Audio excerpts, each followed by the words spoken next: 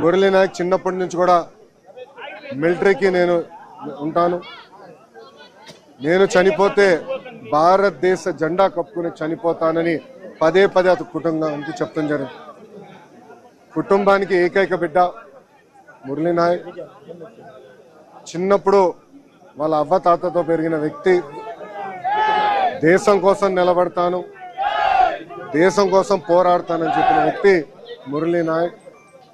ఇంత చిన్న వయసులో మురళీ నాయక్ చనిపోతాం నిజంగానే చాలా చాలా బాధాకరం. ఆ కుటుంబానికి అటు కేంద్ర ప్రభుత్వం ఇటు రాష్ట్ర ప్రభుత్వం అండగా నిలబడుతుంది. గౌరవ ముఖ్యమంత్రి గారు మాతో మాట్లాడారు, ఉప ముఖ్యమంత్రి గారు, అదేవిధంగా హెల్త్ మంత్రి మన సత్యకుమార్ గారితో మాట్లాడి ఆ కుటుంబానికి ప్రభుత్వం నుంచి ఆర్థిక సాయం కింద